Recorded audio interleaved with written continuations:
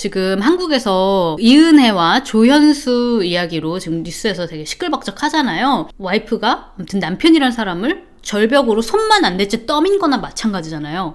근데 미국에서는 절벽으로 그냥 확 밀어가지고 살인을 한 사건이 있었어요. 심지어 이 커플은 결혼한 지 8일밖에 안 됐어. 심지어 낭떠러지 밑에 계곡도 있었어요. 네, 그래서 약간 그 사건이 생각난다는 생각이 들어가지고 오늘도 가지고 왔는데요. 코디 존스는 1988년 4월 8일생이고요. 캘리포니아에서 태어났어요. 코디는 싱글맘인 엄마 밑에서 엄마랑 둘이 자랐고요. 그렇기 때문에 엄마랑 누구보다 더 되게 각별한 사이였어요. 당연히 엄마도 하나뿐인 아들 코디를 위해서는 뭐든지 할 사람이었어요. 그러다가 이제 코디가 4살 때일 무렵에 2002년도쯤에 코디를 위해서 미국 몬타나의 북서부 쪽에 위치한 이제 캘리스펠이라는 동네가 있어요. 여기가 이제 훨씬 더 자기가 살던 동네보다 작지만 되게 안전하고 또 되게 자연 친화적이고 애들 막 뛰어놀 수 있는 그런 동네이고 해가지고 여기로 이사를 가세요. 이제 아들을 데리고. 아니 근데 이거 사진만 봐도 진짜 완전 너무 힐링 아닙니까? 나 이거 보고 와 몬타나 가고 싶다. 여기가 미국에서도 정말 아름다운 곳으로 되게 유명하대요. 글레이셔 국립공원이라고 이렇게 캐나다로 뻗어있는 국립공원도 있거든요. 그러니까 아무튼 이사 간 곳이 거기랑도 또 그렇게 멀지 않은 곳이었대요. 엄마가 또 걱정 반 기대 반이었겠죠? 근데 아니나 다를까 코디가 여기서 적응을 너무 잘하는 거예요. 적응을 잘하는 것뿐만 아니라 이 동네를 너무너무 좋아했어요. 코디가 또 이런 야외 활동을 또 엄청 좋아하는 거예요. 그러니까 근처에 공원 같은 게 너무너무 많으니까 가서 맨날 친구들이랑 자전거도 타고 사격 연습도 하러 가고 성격도 되게 좋았대요. 그래서 동네에서 인기도 많아가지고 아무튼 찐친이 되게 많았어요. 엄마가 또 얼마나 기뻤겠어요. 그쵸? 학교도 졸업하고 이제 되게 좋은 마케팅 회사에 이제 취직도 했어요. 엄마 아빠가 일찍이 헤어지셨잖아요. 그러니까 자기는 그래서 빨리 좋은 사람을 만나서 자기 가족을 꾸리고 싶다고 항상 말을 하고 다녔대요. 항상 친구들한테도 내가 사랑하는 여자랑 같은 지붕 아래서 눈을 뜰 수만 있다면 그게 제일 행복한 인생일 거야 하면서 벌써 이제 사랑꾼이야 여친도 없는데 그러면서 말하고 다녔대요. 그러던 중에 2011년에 할로윈 날이었어요. 할로윈 분장하고 막 이렇게 놀다가 타코벨에서 친구 소개로 이제 자기가 꿈에 그리던 여자를 만납니다. 그녀의 이름은 조든 그라임이었어요.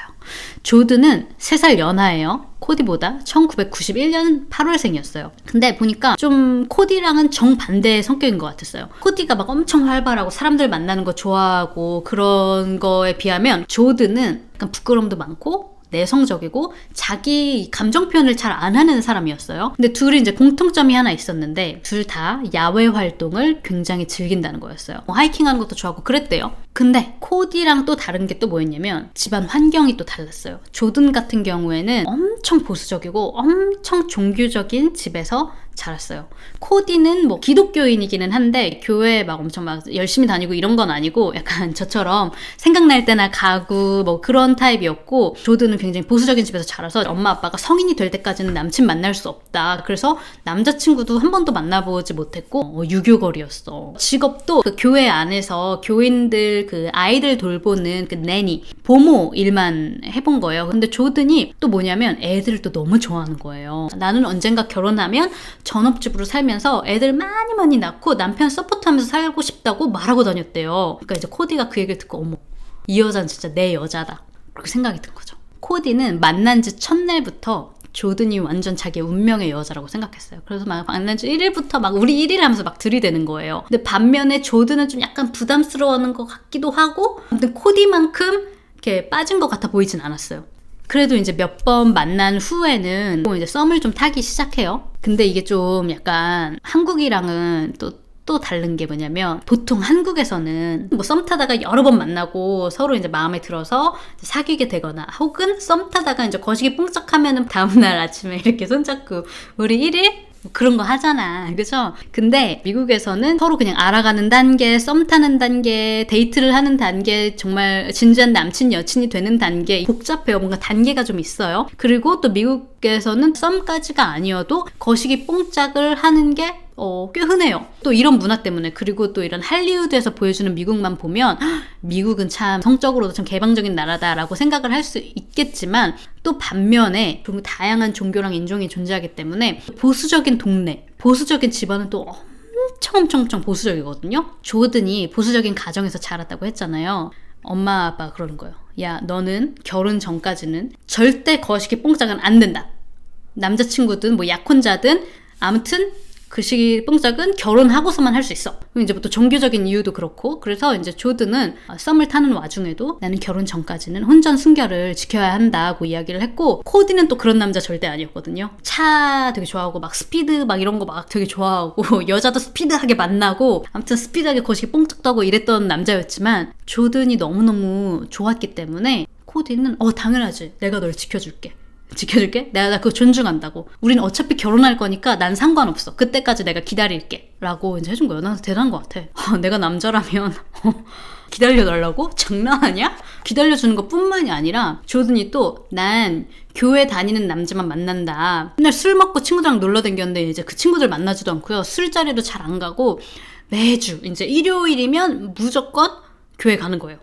조든이랑 같이. 코디가 너무 이제 성격이 좋다고 그랬잖아요. 조든 친구들 다 이제 교회 친구들이었거든요. 이 친구들도 다 코디를 너무 좋아하는 거면서 야, 네 남자친구 되게 쿨하더라, 멋있더라. 그러니까 이제 조든도 그래 그러면서 이제 둘이서 점점 더 이제 가까워지고, 썸 타기 한 달 만에 둘이서 이제 진짜 남친 여친 사이가 됐어요. 아까 말했듯이 누가 봐도 코디는 조디에게 엄청 빠졌어요. 주변에 내 여친이다, 동네 방네 다 데리고 다니면서 막 자랑하고, 사귄 지 또 얼마 되지도 않았는데 엄마한테 엄마 나 운명의 여자를 찾았다고, 결혼할 여자 찾았다고 막 그랬대요. 그래서 주변 사람들이 보기에 조든은 좀 뜨뜻미지근해 보였지만 그래도 아무래도 조든이 좀 남자도 잘 안 사귀어봤고 이런 감정 표현에 좀 쑥스러워서 그런 걸 수도 있다라고 생각을 했대요. 심지어 이런 친구들 앞에서도 스킨십 같은 걸 전혀 안 했대요. 그래서 그냥 남들을 보면 되게 그냥 친한 친구처럼 보였대.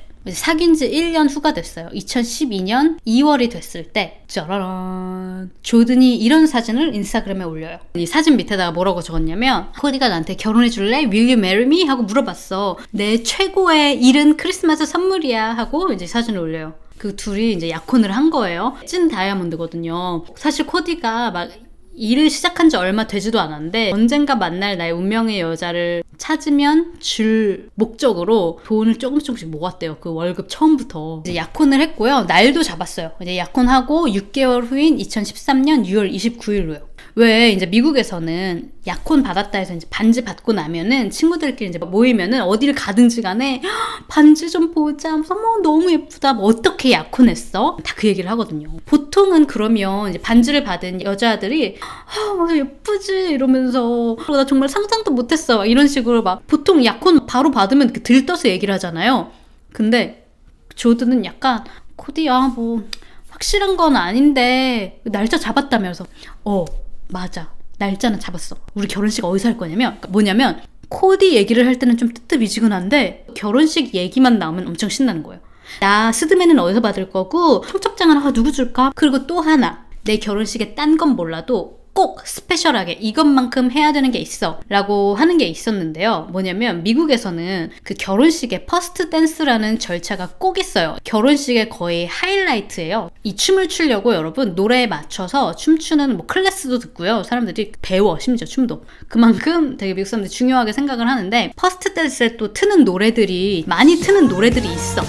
마룬5 맞아. 조든은 뭔가 좀 다르게 하고 싶은 거예요. 내 결혼식에는 원래 있던 모두를 위한 그런 노래가 아니라 싱어송라이터를 고용해서 우리만을 위한 노래를 쓰게 하고 싶다. 그리고 그 우리만을 위한 노래에 맞춰서 춤을 추고 싶다고 신랑이랑 그러는 거예요. 그래가지고 이제 싱어송라이터를 고용을 해요. 인정해. 좀 특별한 것 같아. 싱어송라이터가 만들어준 그 가사를 나중에 읽어보면 되게 소름인데, 가사 제가 2소절만 읽어드리면, 넌 날 더 높은 곳으로 이끌어줘. 너란 존재는 내가 떨어질 수 있는 가장 안전한 존재야.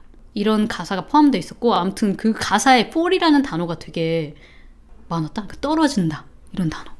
드디어 결혼식 날이 다가왔어요. 당시에 코디는 25살이었고 조든은 21살이었어요. 여기도 주마다, 아까도 말했지만 주마다 이제 문화나 살아가는 방식이 좀 다른데, 몬타나 같은 경우에는 그래도 꽤 좀 이른 나이에 결혼을 하는 주이기는 하더라고요. 그래도 평균보다도 일찍 결혼을 하기는 했죠. 어쨌든 아름다운 야외 결혼식장에 예쁜 꽃 장식들, 하객들 눈에 뭔가 좀 이상해 보였던 게, 보통은 아빠랑 신부 입장하잖아요. 보통 들어오면서 많이 울거든요. 그 전에 우는 경우도 있어. 근데 보통 그냥 흐느끼는 정도예요. 근데 신부 입장하기도 전부터 저 뒤에서 여기서 거의 흐느끼는 게 아니라 막 통곡을 막 하는 거야.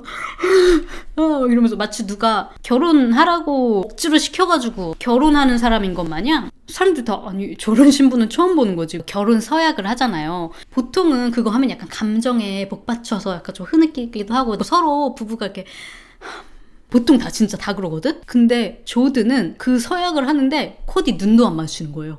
나 신랑 코디는 조든을 평생 사랑하며 아껴줄 것을 맹세합니다. 근데 눈도 안 맞추고 계속 땅만 보고 있었대요. 이렇게. 그래서 이제 약간 친구들이 아니 쟤 왜 저러냐. 결혼식 한다고 저렇게 설레더니만은 긴장해서 그런가? 보는 사람들도 약간 좀 이상하다고 생각이 들었대요. 그런데 다행히 그 결혼식 그게 약간 1부잖아요. 그 주례가 끝나고 이제 퍼스트 댄스 추고 이제 그게 약간 파티처럼 2부처럼 진행이 되는데 그때서부터는 조든도 뭐 긴장이 풀어졌는지 어쨌는지 막 신나게 막 춤도 막 추고 그랬대요.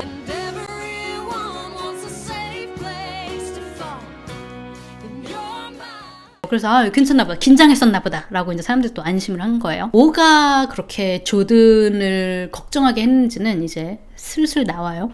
새신랑이 된 코디는 결혼식 마지막에 오늘 밤 조든과 결혼한 오늘이 내 인생 최고의 날이라고 말을 하기도 했대요. 이제 결혼식이 끝나고 코디는 일주일 동안 직장에 휴가를 냈거든요. 그래서 신혼집에 같이 들어가서 이제 처음으로 짐도 풀고 집도 꾸미고 그 첫날 밤 코디가 또 얼마나 또 기대를 했겠어요. 근데 이제 조든이 코디에게 아 미안한데 그날이다 생리 시작을 해가지고 좀 어려울 것 같다. 그래서 이제 그 첫날 거사를 치르지는 못했대. 일주일 지나서 이제 다음 주 일요일이 된 거예요. 그 일요일 날에는 이제는 부부로 같이 손잡고 교회 갔다가 강가에 산책도 하고 오후 5시 30분에 또 교회로 갔대요. 그래서 이제 교회 친구들이랑 또 만나고 저녁도 다 같이 먹으러 갔어요. 자 그리고 그날 밤 8시 30분에 친구들이랑 놀다가 둘이 먼저 이제 집에 간다고 떠났어요. 자 그리고 이제 월요일이 됐어요. 다시 직장으로 돌아오는 날이에요. 직장 동료들은 다 지난주에 결혼식 참여했었어요. 그리고 이제 다시 돌아오는 새신랑을 위해서 또 자기들끼리 또 따로 축하해 주려고 준비도 하고 와이프랑은 좋았는지 직원들도 막 기대를 하고 기다리고 있었대요. 근데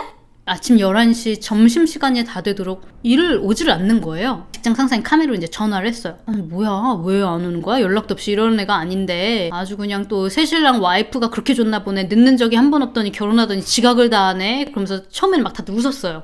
근데 전화를 계속 안 받으니까 뭔가 걱정이 되는 거예요. 카메론이 이제 차를 직접 끌고 그 집으로 찾아가요.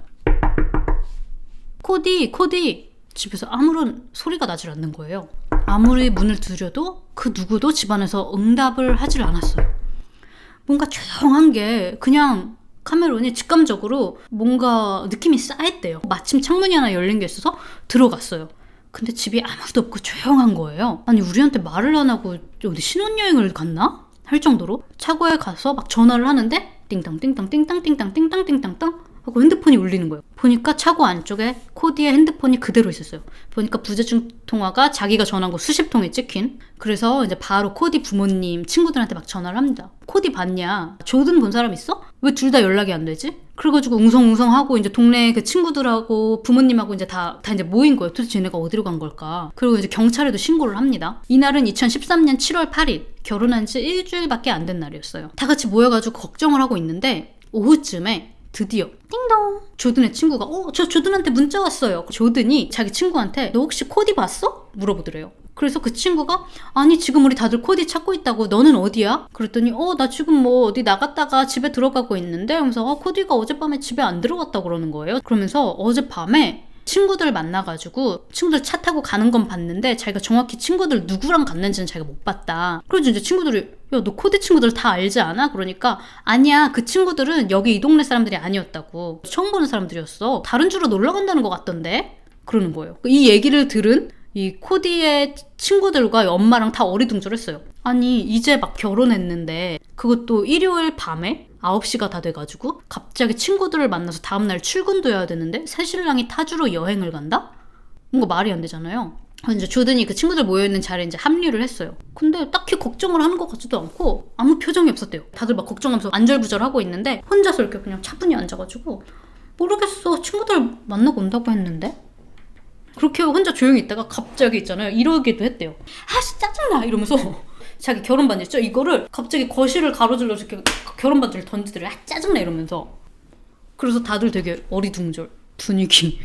뭐지 쟤? 왜 저러지? 남편이 이제 막 결혼했는데 자기한테 설명도 없이 연락도 없이 집에 외박해서 저렇게 화가 났나? 싶기도 하고 다들 되게 어리둥절했대요 그 순간에. 자, 경찰들이 이제 곧바로 수색에 나섰어요. 이제 와이프인 조든이 어쨌든 마지막으로 본 사람이니까 조든을 불러서 이제 질문들도 했어요. 제가 그 영상 잠깐 보여드릴게요.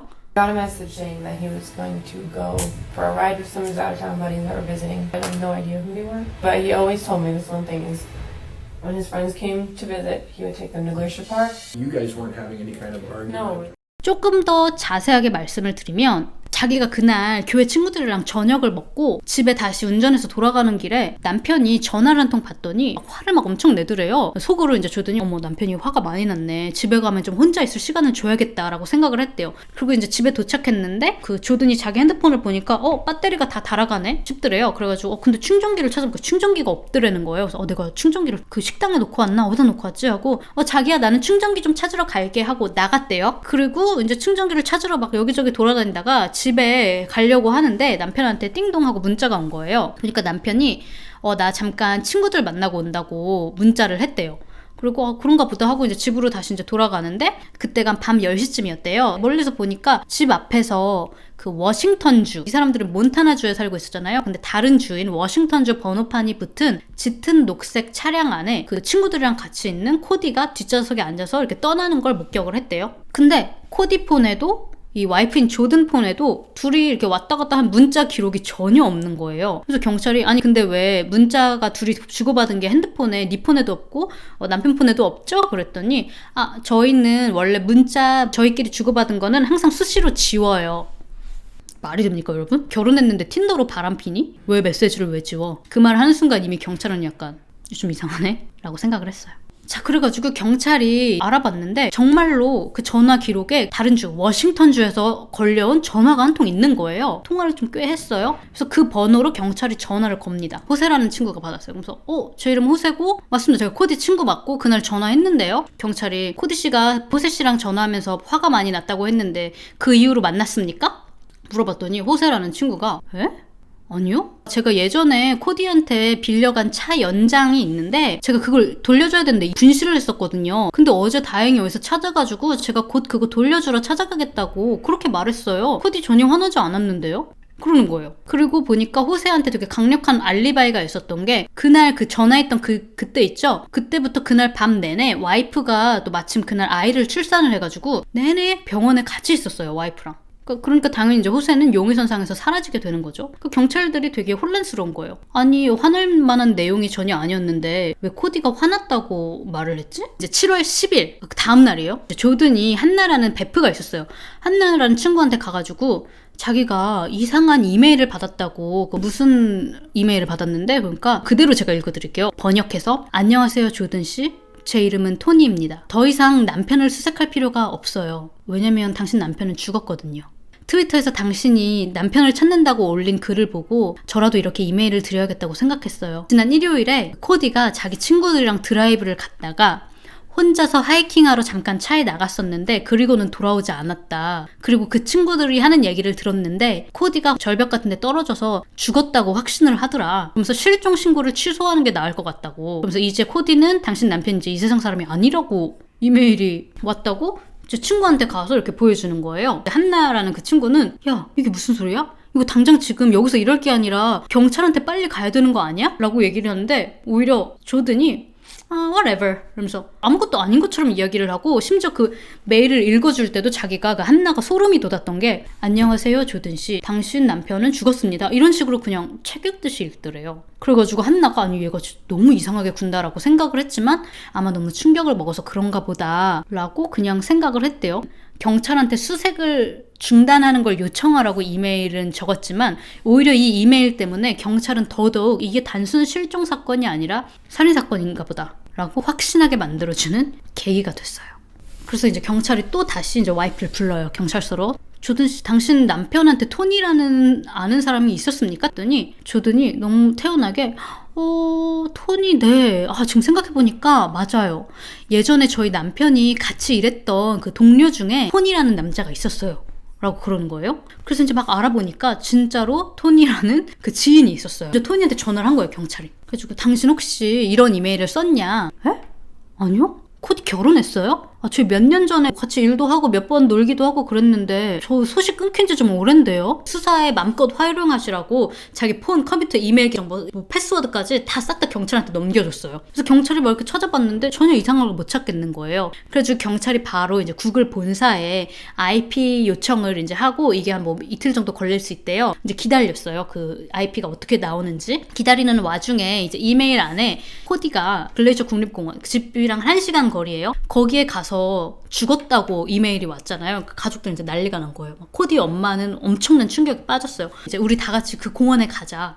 거기 가서 코디가 뭐 죽었든 살았든 일단 거기서 찾아보자. 유일한 단서이니까 그 이메일이 가짜든 진짜든 간에 다 같이 막 팀을 짜가지고 차를 타고 이제 가는 거예요. 근데 여러분 여기가 몬타나에서부터 캐나다로 쭉 이어져 있는 제주도 2배만한 공원이에요. 호수만 130개가 있어. 거기다가 뭐 깊이 들어가면 별별 야생동물 막 살아가지고 막 펜스 같은 거 쳐 있고 일반인이 뭐 가가지고 뭘 찾는다는 것 자체가 어려운 곳이에요. 진짜 어디서부터 시작해야 될지 참 막막한 곳이죠. 물론 여기에 그 와이프인 조든도 갔어요.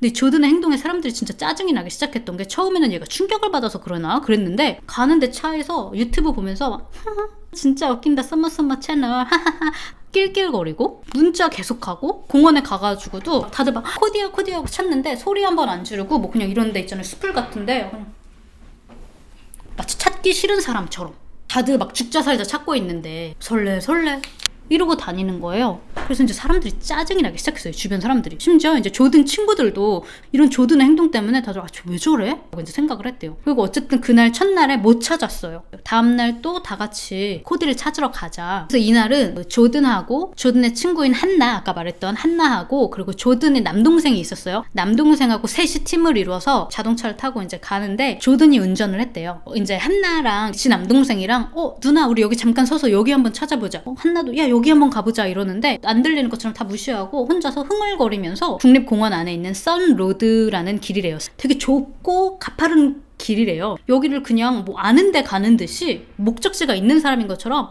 그냥 운전해서 가더래요.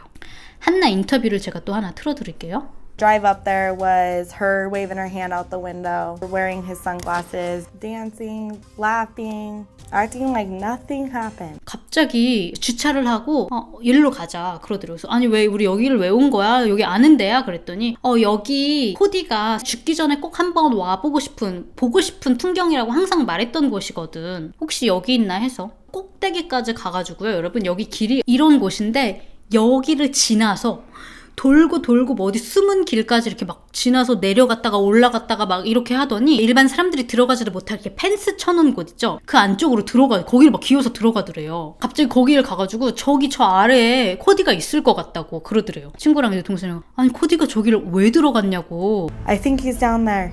And I was like, what are you talking about? Why would he ever be going down there? Why would anybody do that? This wall is here for a reason. She knew exactly how to get down there. She did it like a pro. 보더니 저기 내 남편이 있는 것 같아. 그리고 다시 이렇게 보더니 Oh my gosh, it's him! 이라고 말했대요. 어머! 정말이야 코디가 저기 있어. 같이 간 한나하고 남동생이랑 뭐라고? 진짜? 이러면서 막 가서 봤는데 저기 60m 밑에 계곡 물 흐르는 곳에 뭐가 보이긴 보이더래요. 남동생은 그걸 보더니 너무 충격을 받아가지고 또 다시 이제 차로 내려올 때도 막 거의 기어 내려오다시피 막 걷지를 못했대요. 충격을 받아서 엉엉 우는데 정작 지 누나인 조드는 아무렇지도 않아 보였어요. 울지도 않고 화를 내지도 않고 당황하지도 않고 그냥 아무런 감정도 없어 보였어요.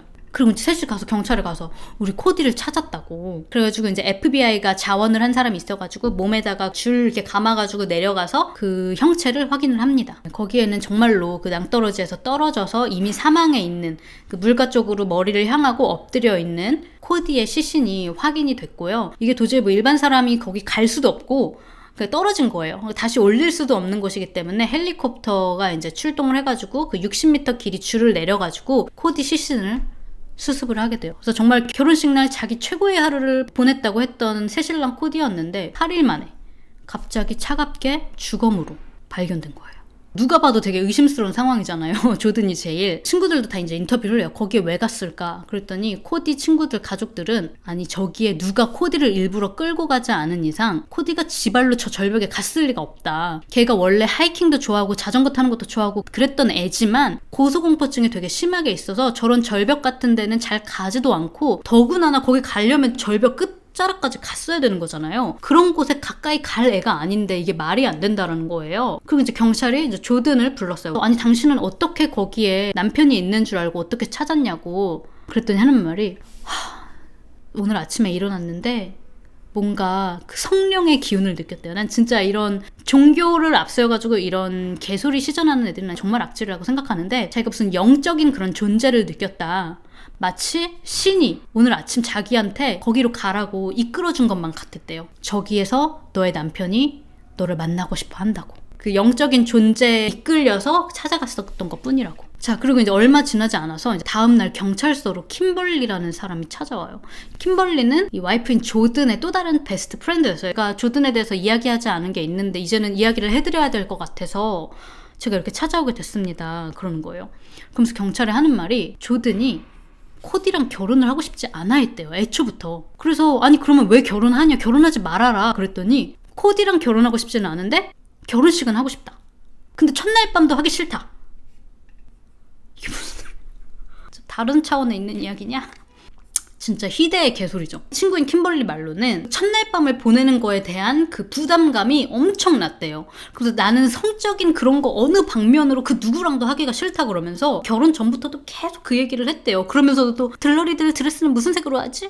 내 드레스는 이게 날까 저게 날까 이러면서 결혼식 얘기만 나오면 제일 신나는데 첫날 밤 진짜 보내기 싫은데 진짜 코디랑 결혼하는 게 맞나? 나 좀 너무 일찍 결혼하는 거 아니야? 나 진짜 너무 싫은데? 근데 결혼식은 하고 싶어.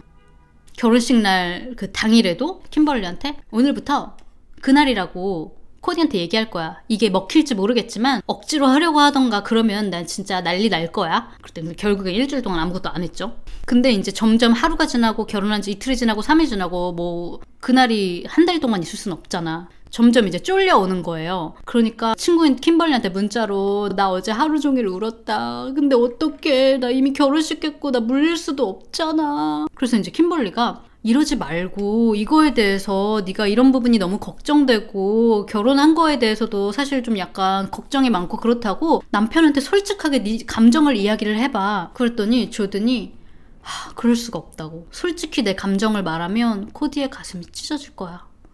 라고 이야기를 했대요. 그리고 7월 7일 킴벌리에게 문자로 나 오늘 다 말할 거야 라고 문자를 보냈대요. 그리고 친구인 킴벌리는 잘 되길 바랄게 널 위해서 기도할게 라고 답장을 보냈대요. 그리고 그날 오후에 다시 이제 킴벌리한테 연락이 온 거예요. 그날 밤에 나 오늘 코디랑 이야기를 했다. 그래서 킴벌리가 어떻게 됐어? 그랬더니 코디가 자기한테 엄청 화를 냈고 화 좀 시키고 오겠다고 하고 나가서는 안 들어왔다는 거예요. 그럼 경찰한테 진술했던 내용과는 이미 다른 이야기죠. 그리고 얼마 안 있어서 구글로부터 띵동 연락이 왔어요. 그 토니라는 사람의 이메일 IP가 경찰서로 전달이 됐습니다. 바로 이제 IP를 확인해 봤어요. 어디였을까요? 조든의 부모님 집. 조든 엄마 아빠한테 혹시 이런 이메일 보내셨습니까? 조든한테? 아니요. 조든 동생한테 혹시 이런 이메일 너네 누나한테 보냈니? 아니요. 한 명밖에 안 남았네. 자, 그리고 아니나 다를까 7월 7일 당일날 코디와 조든이 밤에 이제 차를 타고 들어오는 모습이 CCTV에 찍혔어요. 자, 7월 16일 코디가 사망하고 9일 후입니다. 경찰이 다시 조든을 불렀어요. 여기 앉자마자 또 조든이 또 개소리를 시전하는 거예요. 있잖아요. 제가 그 워싱턴 그 친구가 누구였는지 좀 알 것 같기도 해요. 그러니까 경찰이 있잖아요. 우리 시간 낭비 이제 그만합시다.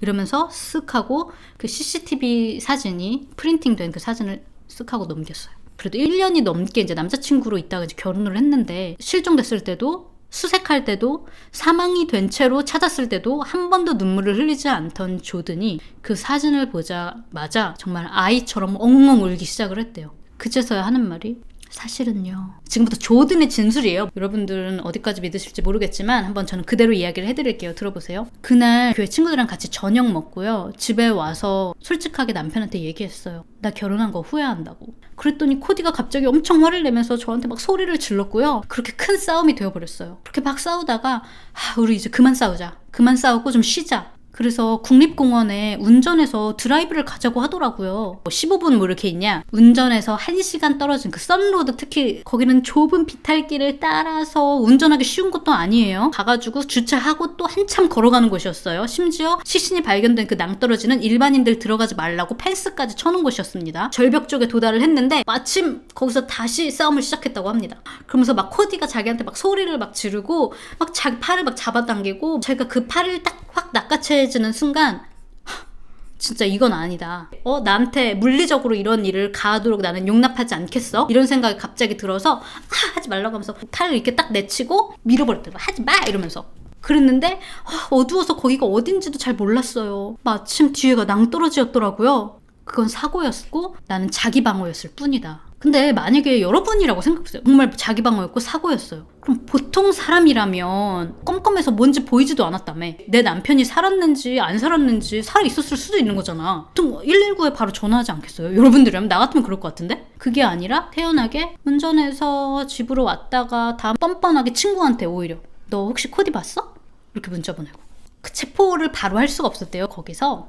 그래가지고 뭐 다른 거 정식으로 체포할 때까지는 뭐 또 다른 게 뭐 필요했나 봐요. 그래서 몇 주 동안 그래서 전자발찌를 채우고 조든한테 부모님 집에서 지내도록 했대요. 그 와중에 7월 22일 코디의 장례식이 있었어요. 조든이 그 코디의 장례식에도 참가를 합니다. 울지도 않고 뭐 반성하는 기운, 슬픈 눈빛도 전혀 없고, 그래서 핸드폰만 계속 보고 있다가 끝나고 유유히 나가더래요. 그리고 2013년 9월 9일에 이제 재판이 열리는데요. 조든의 변호사는 이게 계획된 게 아니다. 실수였고 사고였을 뿐이다. 그러면서 조든을 겁먹은 토끼라고 비유하면서 그저 겁 많고 부끄럼 많고 그냥 보수적인 집안에서 자란 여자아이일 뿐이라고 그렇게 변호를 합니다. 증인으로 참석한 주변 사람들은 조든이 결혼한 지 8일밖에 되지 않았지만 결혼을 후회한 것 같았고, 첫날 밤을 미루고 있는 상황이었고, 또 첫날 밤을 계속 미룰 수는 없고, 또 그렇다고 이혼하자니까 또 좋게 보이지 않는 거예요. 자기한테 이혼녀가 돼버리는 거잖아요. 그게 싫었던 거야. 그러니까 결국 한 가지 방법밖에 없었던 것 같다. 조든에게 그냥 그 새신랑을 사라지게 하는 것밖에는. 자, 그리고 또 이제 사망했던 날, 원래 그 일요일에 있죠. 원래는 선약이 있었어요, 코디가. 근데 그 선약을 취소했던 거였거든요. 그 선약이 뭐였냐? 원래 다른 친구랑 같이 골프 치러 가기로 약속이 되어 있었대요. 근데 갑자기 그 전날에 자기한테 전화를 해가지고 야, 미안한데 오늘 골프 치는 거 취소해야겠다 그러더래요, 코디가. 그래가지고 친구가 왜 뭐야? 그랬더니 조든이 날 위해서 깜짝 선물 준비한 게 있대. 미안한데 친구야, 우리 다음 주에 골프 치러 가자. 그래서 이제 친구가 이렇게 생각을 하고, 코디도 이랬다는 거예요. 그러니까 약간 와이프가 그날이라고 했잖아요. 일주일쯤 되면 이제 끝나죠. 그러니까 코디도 뭔가 성적으로 뭔가 섹슈얼한 뭔가를 조든 새 신부가 준비를 한 것처럼 그렇게 생각을 우리 둘 다 하고 있었다. 그래서 그래 알았어, 갔다 와 우리 골프는 다음 주에 치자 이러고 약속이 취소됐대요. 그래서 아마 조디가, 아까 친구도 코디 친구 그랬잖아요. 걔가 하이킹 좋아하지만 고소공포증 엄청 심한 애라서 그런 절벽 같은 데 안 간 애라고 했는데, 혹시 조디가 국립공원 있지? 거기에 내가 아는 스페셜한 공간이 있어. 내가 거기서 너랑 뭐 하고 싶어서 우리 거기 가자고. 그래서 은밀히 그쪽으로 꿰어낸 게 아닐까? 더 소름이 돋는 거는 실제로 코디의 시신 옆에 길다란 까만 천 조각이 같이 발견이 됐어요. 눈 가릴 때 쓰는 것 같은 그런 까만 천 조각도 발견됐어요. 근데 계곡 밑에 있었잖아요. 물 있고 막 그런 데 있었으니까 운반하는 과정에서 훼손이 너무 많이 된 거예요. 그래서 증거로 채택이 안 됐어.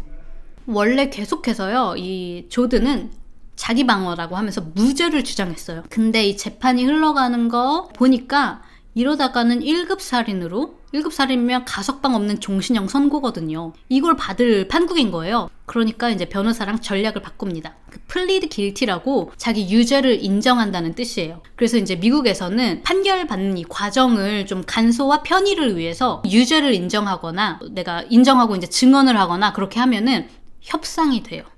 양형, 감형, 형량 협상 이런 게 되는 거예요. 거래처럼. 그래서 이제 내가 살인을 저지른 게 맞다. 내가 살인을 저지른 건 맞지만 우발적이었다 라고 바꿔가지고 2013년 12월 12일 2급 살인으로 30년형을 받습니다. 자, 이제 결혼한 지 8일 만에 남편을 절벽 아래로 자기 두 손으로 밀어내서 사망하게 만든 조든은요, 50세가 되면 출소를 할 수 있게 되는데요. 가족들 당연히 이제 코디 엄마 정말 무너지셨겠죠. 화가 이루 말할 수 있겠습니까? 형량이 낮은 것뿐만이 아니라 지금까지도 2022년인 지금까지도 조든이 단 한 번도 코디를 밀친 거에 대해서 어떤 반성, 후회 이런 기색을 한 번도 보이질 않았고요. 가족 친구들한테 사과도 한 번 하질 않았어요. 조든이 이렇게 말을 하기도 했습니다. It was a quick thing. 그냥 이거 정말 너무 빠르게 일어난 일이에요. 전 그냥 저렇게 붙잡고 있으니까 이렇게 놓으라고 이렇게 했을 뿐이에요. I don't feel like I killed him. 제가 코디를 살인했다고는 생각이 들지 않아요. I mean, I pushed him, but it was an accident. 이렇게 얘기했어요. 제가 밀긴 밀었죠. 근데 그건 사고였잖아요. 전 죽인 게 아니에요. 라고 아직까지도 말하면서 단 한 번도 그 어머니한테도 각별했던 사이라고 했잖아요. 엄마랑. 사과조차 하지 않았어요. 남편 사라졌을 때요. 이 일이 있는지 일주일도 안 돼가지고 이러고 그냥 사진 찍고 정말 아무 일도 없었던 것처럼. 이게 사람인가? 고의였든 실수였든 어쨌든 남의 목숨을 빼앗아 갔으면 당연히 후회하고 그 가족들에게 미안하는 마음이 들어야지 정상 아니에요? 여러분들은 어떻게 생각하세요? 이게 정말 조든의 말대로 우발적인 사고였을까요? 저는 개인적으로 정말 정상적인 이 사고로 아니 누가 거기에 싸우다가 거기를 누가 들어가 그 절벽에 안 그래요? 처음부터 끝까지 조든이 했던 이 말들 다 너무 바보 같고 너무 엉성하고 결혼식 왜 하고 싶었대요? 왜 그런 거 있잖아요. 자기 그 야외 결혼식, 트와일라이트 뭐 그런 결혼식 얘기하면서 아 몰라 영화를 너무 많이 봤나 봐. 결혼식에 대한 그 낭만을 갖고 있는 사람들이 되게 많이 있잖아요. 근데 결혼식에 낭만을 가질 수 있지. 그런 낭만적인 결혼식은 자기가 정말 준비가 됐을 때 뭐 사실 준비가 안 됐을 수도 있어. 나만 해도 사실 결혼할 때까지만 해도 여러분 혼인신고 끝나고 나서도 아 내가 진짜 이게 맞나 싶었어요. 저도. 그렇다고 사람을 죽이진 않지. 그게 후회가 되든 안 되든 간에. 안 그렇습니까? 어처구니가 없는 게 진짜 결국 이런 일이 일어난 게 첫날 밤을 보내기 싫어서.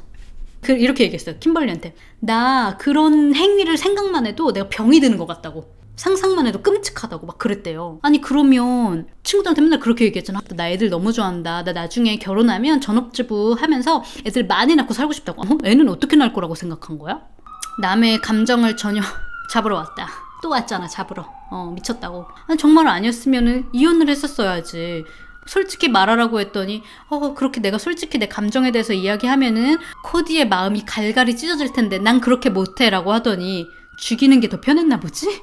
그 친구들이 하나같이 입을 모아서 한 게 조든이 좀 일반적이지는 않았다. 되게 자기 감정 얘기하는 거 되게 못하고 그리고 되게 아이 같은 모습이 많았대요. 그래서 오히려 그냥 친구들보다 차라리 아이들이랑 노는 게 훨씬 더 잘 맞았던 것 같다고 미성숙한 모습을 되게 많이 보였다고 그랬었거든. 그런 말을 증언으로 했었거든요. 그러니까 이것도 왜 있죠? 애들이 막 싸우다가 싫어 이거 밀어버리는 뭐 약간 그런 느낌처럼 나는 어른으로서 나 이런 게 문제야. 나 이런 게 고민이야. 라고 어른 대 어른으로 말하는 게 너무 무섭고 그걸 할 수가 없었나? 차라리 그냥 나 너 싫어 하고 그냥 밀어버리고 그냥 안 보고 싶었던 걸까? 약간 그런 생각도 들더라고요. 코디가 제일 불쌍하죠. 자기 와이프가 이런 생각을 갖고 있는지조차 몰랐잖아. 그게 진짜 너무 슬프지 않아요? 같이 대화하고 풀어나갈 기회조차 주지 않았잖아요. 아무튼 여기까지 제가 준비한 내용 여기서 마무리하도록 하겠습니다.